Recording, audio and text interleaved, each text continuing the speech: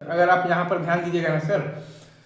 तो एक solid sphere है जिसको कि आगे की तरफ स्पीड दिए हुए हैं v नॉट और एंटी क्लॉकवाइज सेंस में बेसिकली एंगुलर स्पीड दिए हुए हैं ओमेगा नॉट बराबर v नॉट बाई 7r। ठीक है सर, और आपके पास सरफेस का coefficient of the kinetic friction force है म्यू। तो अगर आप बॉटम ऑफ पॉइंट पर ध्यान दीजिएगा तो ग्राउंड के रिस्पेक्ट में फॉरवर्ड एक्शन में मूव कर रहा है, मतलब कि फॉरवर्ड स्वीपिंग है तो काइनेटिक फ्रिक्शन फोर्स आपका बैकवर्ड एक्शन में लग रहा है। अगर आप यहाँ पर बॉटम ऑफ पॉइंट पर ध्यान देंगे तो ग्राउंड के रिस्पेक्ट में फॉरवर्ड एक्शन में मूव कर रहा है, मतलब कि फॉरवर्ड स्वीपिंग है तो काइनेटिक फ्रिक्शन फोर्स आपका यहाँ पर बैकवर्ड एक्शन में लगेगा। Right sir, is it true? तो अगर आप ये चीज़ समझ गए तो काइनेटिक फ्रिक्शन फोर्स जो है वो आपका बेसिकली यहाँ पर पॉइंट पी से पास कर रहा है, तो काइनेटिक फ्रिक्शन फोर्स का टॉर्क आप देखिएगा तो वो पॉइंट पी के अबाउट 0 है, मतलब कि आप पॉइंट पी के अबाउट आप एंगुलर मोमेंटम कंजर्वेशन लगा सकते हैं। Right sir, is it true? तो अगर आप ये चीज़ समझ गए हैं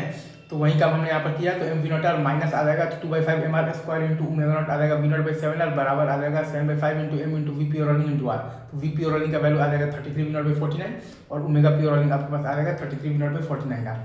अब जैसे कि मैंने आपसे कहा है कि अगर आप बॉटम ऑफ पॉइंट पर ध्यान दीजिएगा तो वो ग्राउंड के रेस्पेक्ट में फॉरवर्ड एक्शन में मूव कर रहा है, तो फॉरवर्ड स्वीपिंग है तो काइनेटिक फ्रिक्शन फोर्स आपका बैकवर्ड एक्शन मिलेगा। तो टू मेक तो वी इक्वल टू ओमेगा, तो V at any time T आपके पास आएगा V not minus mu T बराबर omega at any time T आपके पास minus V not by 7r और फिर है प्लस है आपके पास 5 mu M G R T by है आपके पास 2 M R square into R. तो यहाँ से जो टाइम पर प्योर रोलिंग स्टार्ट होगा वो टाइम आपके पास आ गया है टी बराबर 16 V not by 49 mu G और वी प्योर रोलिंग आपके पास मतलब आ गया है 33 वी नॉट बाई 49 और ओमेगा प्योर रोलिंग आ गया है 33 वी नॉट बाई 49 का। अब अगर आपसे कोई बोलता है कि work done by the kinetic friction force बताइए, तो आप वर्क एनर्जी थ्योरम में आएंगे तो 7/10 इंटू एम इंटू तो वी प्योर रोलिंग का होल स्क्वायर है आपके पास